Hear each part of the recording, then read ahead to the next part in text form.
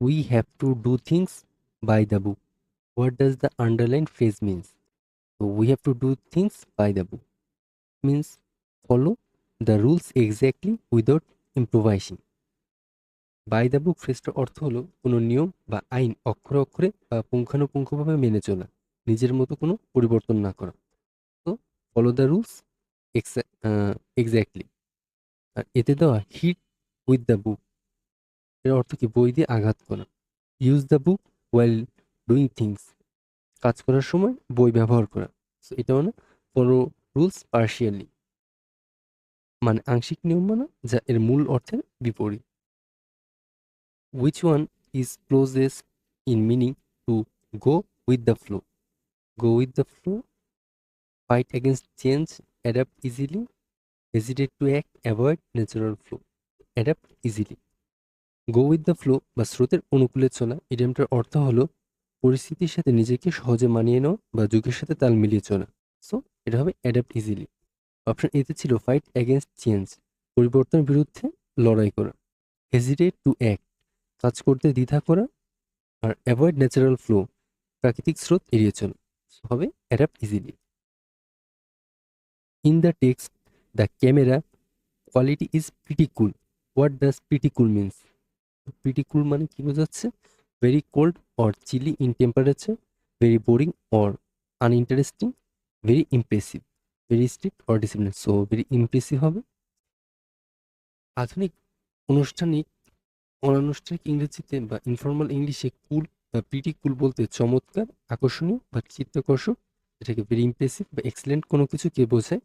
এখানে ক্যামেরার গুণগত মান চমৎকার বোঝাতে প্রিটি কুল ব্যবহার করা হয়েছে, যার মানে দাঁড়াচ্ছে ভেরি ইমপ্রেসিভ।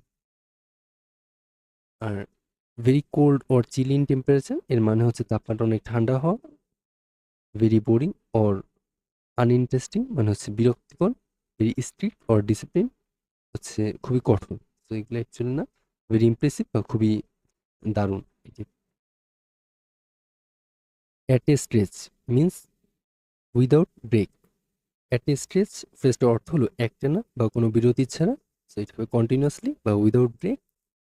যেমন he read for 5 hours at a stretch, একাধারে সে 5 ঘন্টা বই পড়ে। আর এখানে তো ইরেগুলারলি মানে হচ্ছে অনিয়মিত, যেটা হচ্ছে রেগুলারলি বিপরীত হয়, বা অ্যাট এ স্ট্রেচের বিপরীত হচ্ছে ইরেগুলারলি। ডিকেইং অর্থ হচ্ছে ক্ষয়প্রাপ্ত হওয়া। আর লং ওয়ে তো দীর্ঘ পথ, যেগুলো মিলছে না। উইদাউট ব্রেক কোনো ব্রেক না নিয়ে হচ্ছে কি অ্যাট এ স্ট্রেচ এক বছরে সে কাজটা করছে।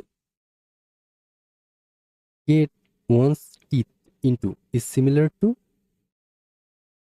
put a lot of effort. Get one's teeth into something মানে হলো কোনো কাজে বা প্রজেক্টে অত্যন্ত মনোযোগের সাথে সম্পূর্ণ শক্তি বা শ্রম দিয়ে নিয়োজিত হওয়া। তো এটা হচ্ছে to put a lot of effort অথবা হুক ইন্টু সামথিং ইনথুসিয়াস্টিক্যালি। আর অপশন এতে দেওয়া টু হ্যাভ ইনরমাস পাওয়ার, প্রচুর ক্ষমতা থাকা। Option B to take the control over something, কোনো কিছুর উপর নিয়ন্ত্রণ নেওয়া। To nose out the details of something, কোনো কিছুর খুঁটিনাটি খুঁজে বের করা। হবে to put a lot of effort, অনেক এফোর্ট দেওয়া যে কোনো একটা কাজে। সেটা হচ্ছে get once teeth into.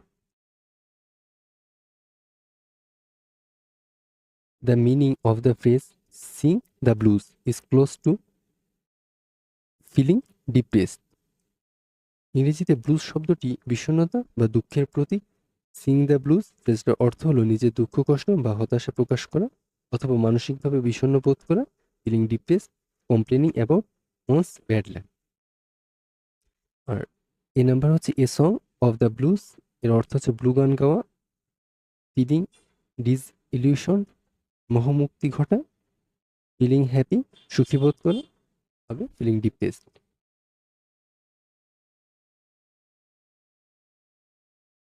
What does not for nothing mean in the sentence? Not for nothing is it said, এটা হচ্ছে not surprisingly. Not for nothing একটা ডাবল নেগেটিভ ফ্রেজ, যার অর্থ হলো এমনি এমনি নয় বা যথেষ্ট ভালো কারণ বা যুক্তি থাকা। তাই এটি অবাক হওয়ার মতো কিছু নয়, বা নট সারপ্রাইজিংলি হবে।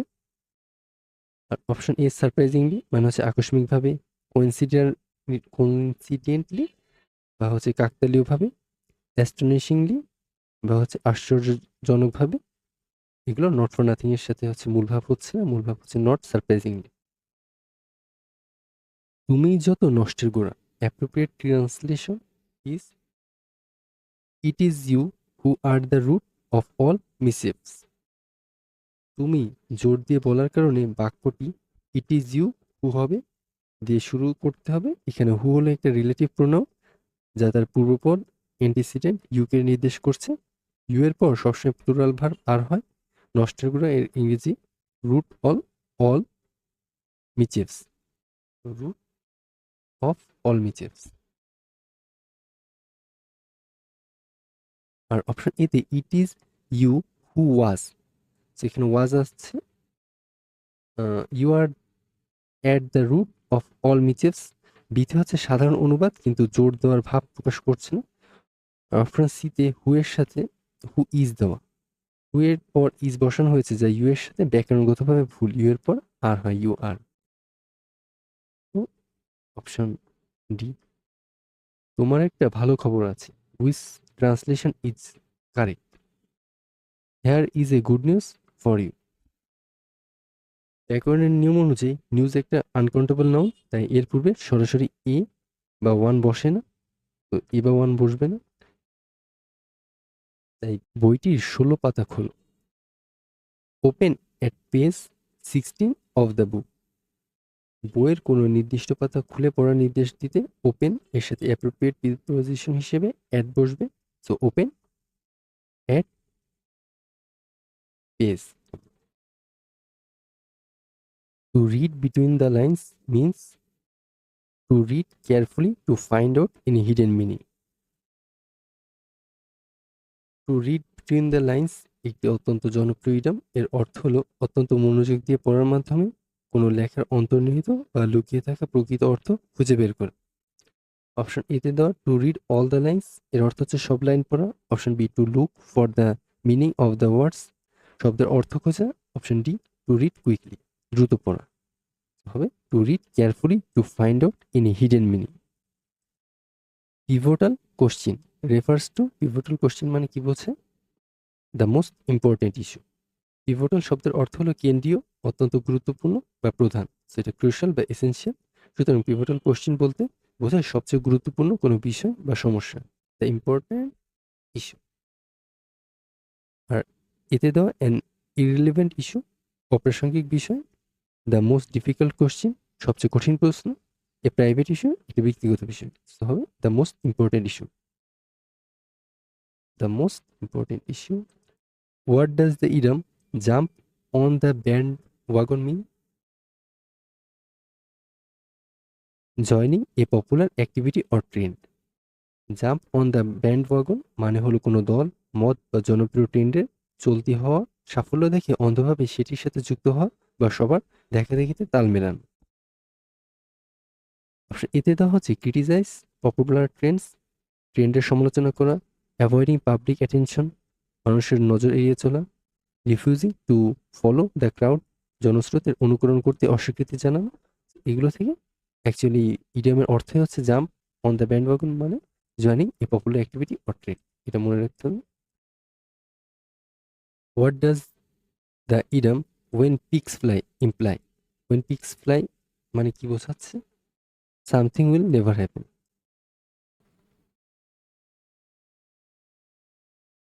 শূকর কখনো আকাশে উঠতে পারে না, তাই ওয়েন পিক্স ফ্লাই যখন শূকর উঠবে, ইডিয়মটি এমন কোনো অসম্ভব ঘটনাকে বোঝানো হয় যা বাস্তবে কখনো সম্ভব নয়। So something will never happen. Option এতে দাও something is about to take place, কোনো কিছু ঘটতে যাওয়া। ফিউচার সিমস ব্রাইট, ভবিষ্যৎ উজ্জ্বল হওয়া। সামথিং ইজ অ্যালিউরিং, আকর্ষণীয় হওয়া। এগুলো ইতিবাচক অর্থ দেয় যা বাস্তবের সাথে মিলে। ওয়েন পিক্স ফ্লাই হবে something will never happen. What does the expression burn the midnight oil means? Two work late into the night. আগেকার দিনে রাতে বাতি জ্বালিয়ে পড়াশোনা বা কাজ করা হতো, সেই থেকে বার্ন দ্য মিডনাইট অয়েল ইডিয়মটির উৎপত্তি, যার অর্থ গভীর রাত পর্যন্ত জেগে কঠোর পড়াশোনা বা কাজ করা। To work study late into the night. Option বিতে দেওয়া to set something on fire at midnight, মাঝ সাথে আগুন ধরানোর মতো কিছু একটা। To waste time in the evening, সন্ধ্যার সময় নষ্ট করা। টু স্লিপ আর্লি, আগে বা দ্রুত ঘুম পড়া। তো হবে burn the midnight oil means to work late into the night. What does the expression hit the nail on the head mean? To find the perfect solution or explanation. Hit the nail on the head, প্যারাকে ঠিক মাথায় হাতুড়ি দিয়ে আঘাত করা, যেমন নিখুঁত কাজ, তেমনই hit the nail on the head হবে। ইডিয়ামটা অর্থ দাঁড়াচ্ছে কোনো সমস্যার একেবারে সঠিক সমাধান দাও বা একদম সঠিক কথাটি বলো। অপশন এতে দেওয়া to miss the target, so লক্ষ্যভ্রষ্ট হওয়া। টু ইন্টেনশনালি কজ হার্ম, ইচ্ছা করে ক্ষতি করা। টু অ্যাভয়েড মেকিং মিস্টেক্স, ভুল এড়ানো। Get the roof repaired lest it would leak, translate into Bangla, ছাদটি সরিয়ে নিলে পানি ছোঁয়াবে। এটা না, ছাদটি সরিয়ে নাও নয়তো পানি ছোঁয়ানো উচিত। ছাদটি সরিয়ে নাও অথবা পানি ছোঁয়াবে। ছাদটি সরিয়ে নাও নয়তো পানি ছোঁয়াতে পারে। ছাদটি সরিয়ে নাও নয়তো পানি ছোঁয়াতে পারে। লেস্ট একটি সংযোগকারী শব্দ, কনজাংশন, যার অর্থ হচ্ছে পছে বা পাছে বা এই ভয়ে যে বা নয়তো।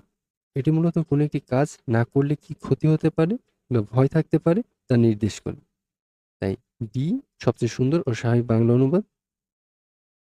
অপশন এ বি সি তেমন সঠিকভাবে হচ্ছে বাক্যের ভাবার্থ আর শর্ত প্রকাশ করতে পারছে না। অপশন ডি হচ্ছে কারেক্ট। ছাদটি সরিয়ে নাও নয়তো লেস্ট ইট, নয়তো পানি ছোঁয়াতে পারে। Dog days means hot weather. Dog days বলতে বোঝায় সবচেয়ে গরম বা গ্রীষ্মের চরম উষ্ণ আবহাওয়াকে the hottest period of the year or hot weather বোঝায়। প্রাচীন জ্যোতির্বিদ্যা থেকে এই নামের উৎপত্তি। তো dog days means hot weather. আর অপশন বি মিস ফরচুন, এটা হতো দুর্ভাগ্য। রেইনি ডেজ মানে হচ্ছে বর্ষমুখর দিন। কেয়ার ফ্রি, দুশ্চিন্তাহীন জীবন। তো এগুলো হবে না, dog days means hot weather.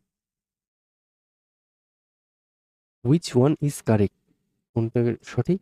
A man's leg এমন কিছু না। এ বুটস লেগ বা বুট লেগ টাইপের কিছু হতো। এ টেবিলস লেগ এমন কিছু না। এ চিপস হার্ট এমন না।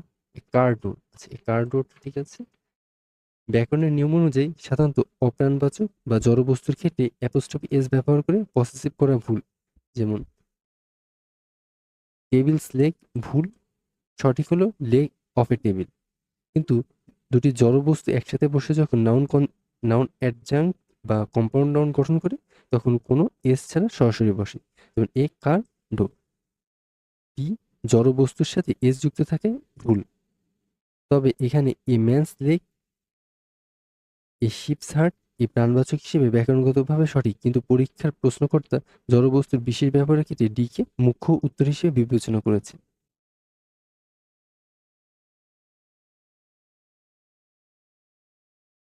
Two have other fish to fry means to have more important things to do.